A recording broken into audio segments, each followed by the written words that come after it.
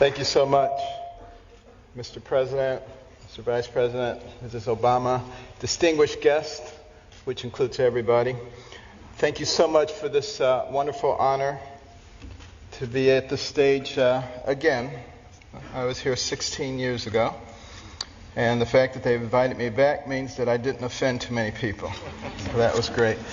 I want to start by reading 4 texts which will put into context what I'm going to say. Proverbs 11:9. With his mouth, the godless destroys his neighbor, but through knowledge the righteous escape. Proverbs 11:12. A man who lacks judgment derides his neighbor, but a man of understanding holds his tongue.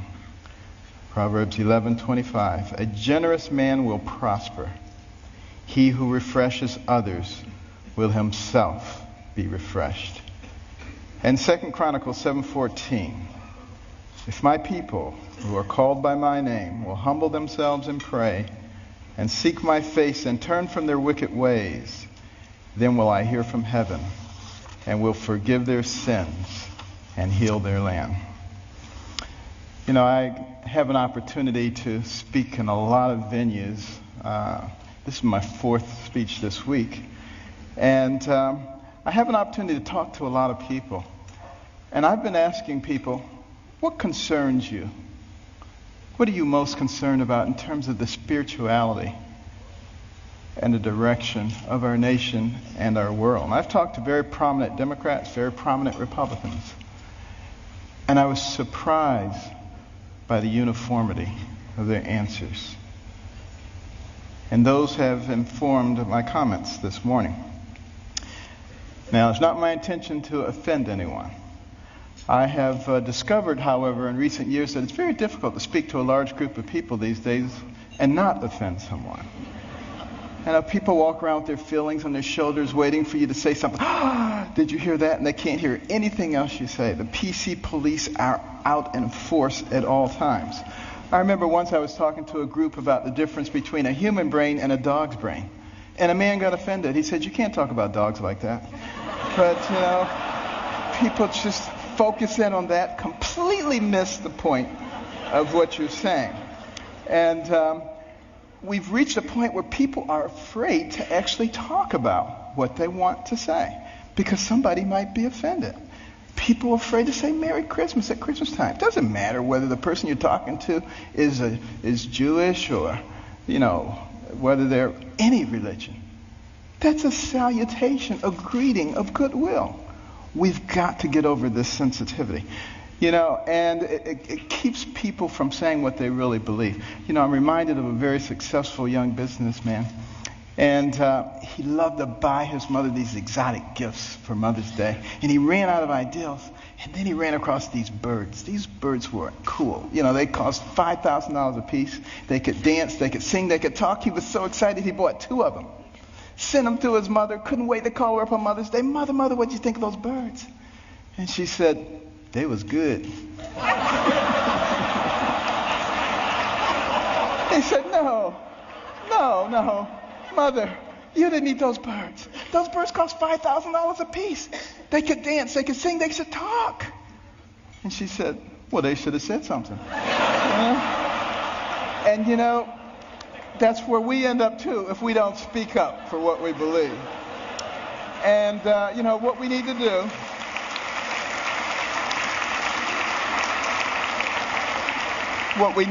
do in this PC world is forget about unanimity of speech and unanimity of thought.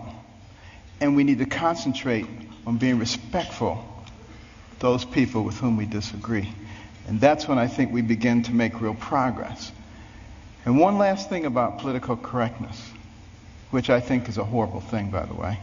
I'm very, very compassionate, and I'm not ever out to offend anyone.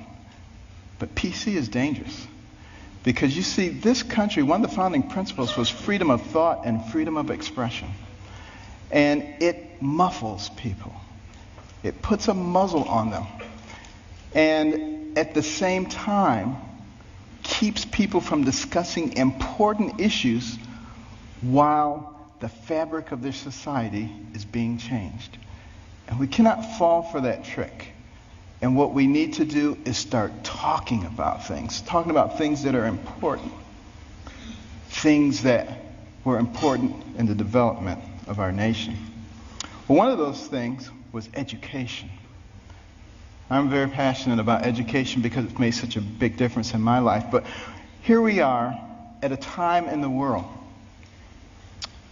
the information age, the age of technology. And yet, 30% of people who enter high school in this country do not graduate. 44% of people who start a 4-year college program do not finish it in 4 years. What is that about? Think back to a darker time in our history. 200 years ago when slavery was going on, it was illegal to educate a slave, particularly to teach him to read. Why do you think that was? Because when you educate a man, you liberate a man. And there I was as a youngster, placing myself in the same situation that a horrible institution did, because I wasn't taking advantage of the education. I was a horrible student. Most of my classmates thought I was the stupidest person in the world. They called me dummy. I was the butt of all the jokes. Now, admittedly, it was a bad environment. Single parent home. You know, my mother and father had gotten divorced early on. My mother got married when she was 13. She was one of 24 children. Had a horrible life. Discovered that her husband was a bigamist. Had another family. And she only had a 3rd grade education. She had to take care of us. Dire poverty. I had a horrible temper, poor self-esteem. All the things that you think would preclude success. But I had something very important. I had a mother who believed in me. And I had a mother who would never allow herself to be a victim, no matter what happened. Never made excuses, and she never accepted an excuse from us. And if we ever came up with an excuse, she always said, "Do you have a brain?" And if the answer was yes, then she said, then you could have thought your way out of it. It doesn't matter what John or Susan or Mary or anybody else did or said. And it was the most important thing she did for my brother and myself. Because if you don't accept excuses, pretty soon people stop giving them and they start looking for solutions. And that is a critical issue when it comes to success. Well, you know, we did live in dire poverty. And one of the things that I hated was poverty. You know, some people hate spiders, some people hate snakes. I hated poverty. I couldn't stand it. And, but, you know, my mother couldn't stand the fact that we were doing poorly in school. And she prayed and she asked God to give her wisdom. What could she do to get her young sons to understand the importance of developing their minds so that they could control their own lives? And you know what? God gave her the wisdom. At least in her opinion. My brother and I didn't think it was that wise. Because it was to turn off the TV. Let us watch only 2 or 3 TV programs during the week. And with all that spare time, read 2 books apiece from the Detroit Public Libraries and submit to her written book reports, which she couldn't read, but we didn't know that. And, you know, she put check marks and highlights and stuff. But, you know, I just hated this. And my friends were out having a good time. Her friends would criticize her. They would say, "You can't make boys stay in the house reading books. They'll grow up, they'll hate you." And I would overhear them, and I'd say, "Mother, you know they're right." But she didn't care, you know. But after a while, I actually began to enjoy reading those books. Because we were very poor, but between the covers of those books, I could go anywhere. I could be anybody. I could do anything. I began to read about people of great accomplishment. And as I read those stories, I began to see a connecting thread. I began to see that the person who has the most to do with you and what happens to you in life is you. You make decisions. You decide how much energy you want to put behind that decision. And I came to understand that I had control of my own destiny. And at that point, I didn't hate poverty anymore because I knew it was only temporary. I knew I could change that. It was incredibly liberating for me. It made all the difference. And continue on that theme of education. In 1831, Alexis de Tocqueville came to America. to study this country. The Europeans were fascinated. How could a fledgling nation, barely 50 years old, already be competing with them on virtually every level? This was impossible. De Tocqueville was going to sort it out. And he looked at our government, and he was duly impressed by the 3 branches of government. 4 now, because now special interest groups. But it was only 3 back in those days. And, he said, wow, this is really something. And then he said, but let me look at their educational system. And he was blown away. See, that anybody finishing the 2nd grade was completely literate. He could find a mountain man on the outskirts of society. The man could read the newspaper, could have a political discussion, could tell him how the government worked. If you really want to be impressed, take a look at the chapter on education in my latest book, America the Beautiful, which I wrote with my wife. Came out last year. And in that education chapter, you will see questions extracted from a 6th grade exit exam from the 1800s. A test you had to pass to get your 6th grade certificate. I doubt most college graduates today could pass that test. We have dumbed things down to that level. And the reason that is so dangerous is because the people who founded this nation said that our system of government was designed for a well-informed and educated populace. And when they become less informed, they become vulnerable. Think about that. Our system of government, and that's why the education is so vitally important. Now, some people say, you're overblowing it, things aren't that bad. And you're a doctor, a neurosurgeon. Why are you concerned about these things? I've got news for you. 5 doctors signed the Declaration of Independence. Doctors were involved in the framing of the Constitution, the Bill of Rights, a whole bunch of things. It's only been in recent decades that we've extracted ourselves, which I think is a big mistake. We need doctors and we need scientists, engineers. We need all of those people involved in government, not just lawyers. I don't have anything against lawyers, but, here's the thing about lawyers. And I'm sorry, but I got to be truthful, okay? Got to be truthful. What do lawyers learn in law school? To win. By hook or by crook, you got to win. So you got all these Democrat lawyers and you got all these Republican lawyers, and their side wants to win. We need to get rid of that. What we need to start thinking about is how do we solve problems?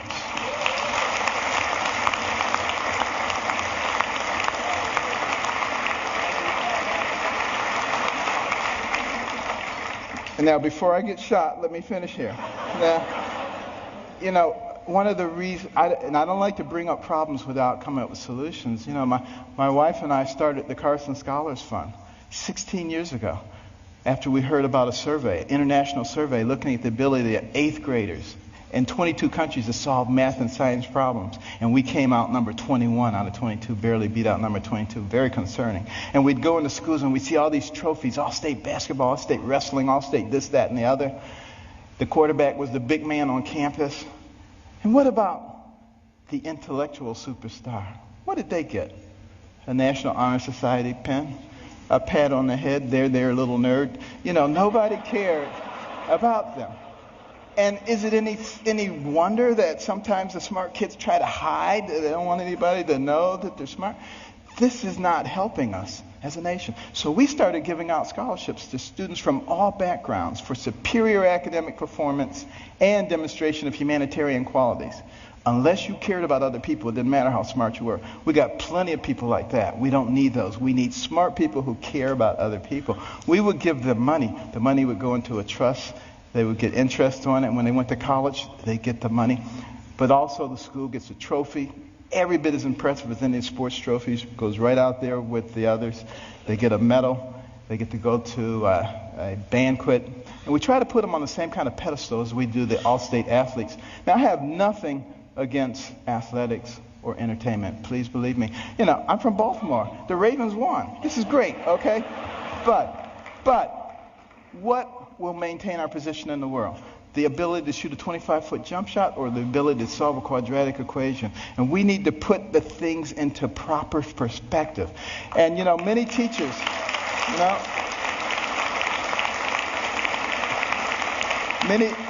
Many teachers have told us when we put a Carson scholar in their classroom, the GPA of the whole class goes up over the next year. And it's been very gratifying. We started 16 years ago with 25 scholarships in Maryland. Now we've given out more than 5,000, and we're in all 50 states. But we also put in reading rooms. These are fascinating places that no little kid could possibly pass up. And they get points for the amount of time they spend in their reading, the number of books that they read, and they can trade them in for prizes. In the beginning, they do it for the prizes, but it doesn't take long before their academic performance begins to improve. And we particularly target Title I schools where kids come from homes with no books and they go to schools with no libraries. Those are the ones who drop out. And we need to truncate that process early on because we can't afford to waste any of those young people. You know, for every one of those people that we keep from going down that path of self-destruction and mediocrity, that's one less person you have to protect yourself and your family from. One less person you have to pay for in the penal or the welfare system. One more tax-paying, productive member of society who may invent a new energy source or come up with a cure for cancer. They're all important to us, and we need every single one of them. It makes a difference.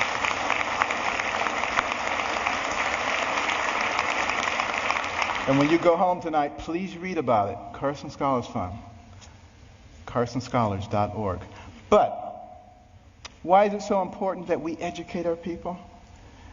Because we don't want to go down the same pathway as many other pinnacle nations who have preceded us. I think particularly about ancient Rome. Very powerful. Nobody could even challenge them militarily. But what happened to them? They destroyed themselves from within. Moral decay. Fiscal irresponsibility. They destroyed themselves. And if you don't think that can happen to America, you get out your books and you start reading. But you know, we can fix it. Why can we fix it? Because we're smart. We have some of the most intellectually gifted people leading our nation. All we need to do is remember what our real responsibilities are so we can solve the problems. I think about these problems all the time. And, you know, my role model was Jesus. And he used parables to help people understand things. And one of our big problems right now, and like I said, I'm not politically correct, so I'm sorry. But, you know, our deficit is a big problem. Think about it. And our national debt, $16.5 trillion. You think that's not a lot of money? Tell you what, count one number per second, which you can't even do because once you get to 1,000, it'll take you longer than a second. But one number per second. You know how long it would take you to count the 16 trillion? 507,000 years. More than 500,000 years to get there. We have to deal with this. Here's the parable. A family falls on hard times. Dad loses his job or is demoted, gets part-time work. He has 5 children. He comes to the 5 children. He says, we're going to have to reduce your allowance. Well, they're not happy about it, but he said, except for John and Susan. They're special. They get to keep their allowance. In fact, we may give them more. How do you think that's going to go down? Not too well. Same thing happens. Enough said. What about our taxation system? So complex. There is no one who can possibly comply with every jot and tittle of our tax. If I wanted to get you or you, I could get you on a tax issue. That doesn't make any sense. What we need to do is come up with something that's simple. And when I pick up my Bible, you know what I see? I see the fairest individual in the universe, God, and he's given us a system. It's called tithe. Now, we don't necessarily have to do it 10%, but it's principle. He didn't say, if your crops fail, don't give me any tithes. He didn't say, if you have a bumper crop, give me triple tithes. So there must be something inherently fair about proportionality. You make $10 billion, you put in $1 billion. You make $10, you put in $1. Of course, you got to get rid of the loopholes. But now some people say, well, that's not fair. Because it doesn't hurt the guy who made $10 billion as much as the guy who made 10. Where does it say you have to hurt the guy? He just put $1 billion in the pot. We don't need to hurt him. It's that kind of thinking. It's that kind of thinking that has resulted in 602 banks in the Cayman Islands.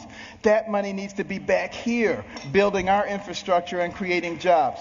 And we're smart enough to figure out how to do that. We've already started down the path of solving one of the other big problems, healthcare. We need to have good healthcare for everybody. It's the most important thing that a person can have. Money means nothing, titles means nothing when you don't have your health. But we got to figure out efficient ways to do it. We spend a lot of money on healthcare, twice as much per capita as anybody else in the world, and yet not very efficient. What can we do? Here's my solution. When the person is born, give them a birth certificate, an electronic medical record, and a health savings account, to which money can be contributed pre-tax from the time you're born to the time you die. When you die, you can pass it on to your family members so that when you're 85 years old and you got 6 diseases, you're not trying to spend up everything. You're happy to pass it on, and there's nobody talking about death panels. That's number one. And also, for the people who are indigent, who don't have any money, we can make contributions to their HSA each month because we already have this huge pot of money. Instead of sending it to some bureaucracy, let's put it in their HSAs. Now they have some control over their own health care. And what do you think they're going to do? They're going to learn very quickly how to be responsible. When Mr. Jones gets that diabetic foot ulcer, he's not going to the emergency room and blowing a big chunk of it. He's going to go to the clinic. He learns that very quickly. Gets the same treatment. In the emergency room, they send him out. In the clinic, they say, now let's get your diabetes under control so you're not back here in 3 weeks with another problem. That's how we begin to solve these kinds of problems. It's much more complex than that, and I don't have time to go into it all. But we can do all of these things because we're smart people. And let me just begin to close here by another parable. Sea captain, and he's out on the sea near the area where the Titanic went down. And they look ahead, and there's a bright light right there. Another ship, he figures, and he tells his signaler, signal that ship, deviate 10 degrees to the south. Back comes the message, no, you deviate 10 degrees to the north. Well, he's a little bit incensed, He says, send a message, this is Captain Johnson. Deviate 10 degrees to the north. Back comes the message. This is Ensign 4th Class Riley. Deviate 10 degrees to the south. Now he's really upset. He says, send him a message. This is a naval destroyer. Back comes the message. This is a lighthouse.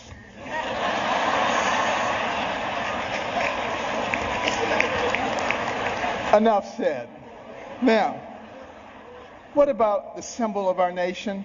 The eagle, the bald eagle. It's an interesting story how we chose that. But a lot of people think we call it the bald eagle because it looks like it has a bald head. That's not the reason.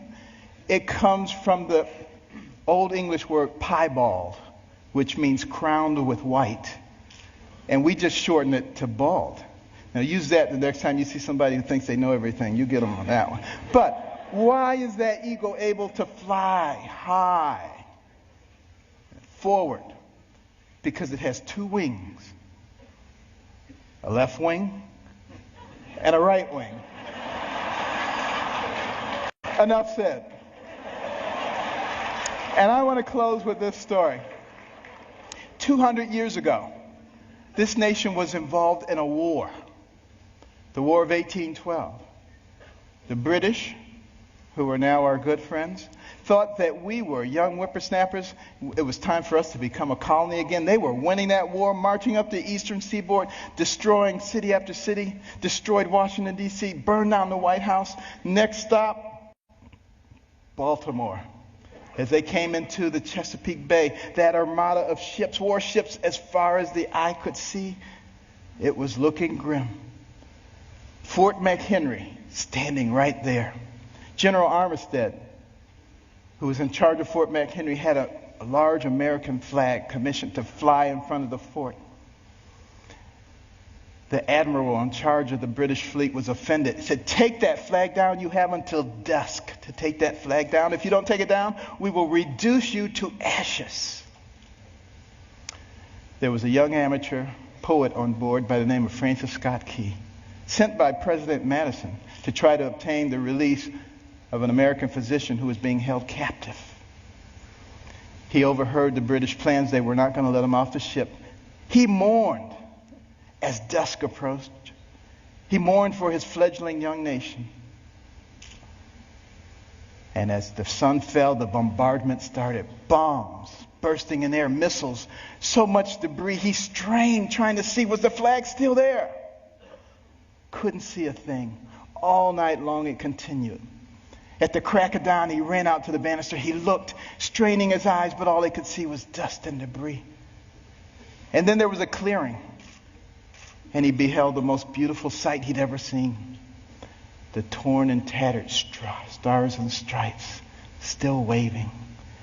And many historians say that was the turning point in the War of 1812. We went on to win that war and to retain our freedom. And if you had gone into the grounds of Fort McHenry that day, you would have seen at the base of that flag the bodies of soldiers who took turns propping up that flag. They would not let that flag go down because they believed in what that flag symbolized.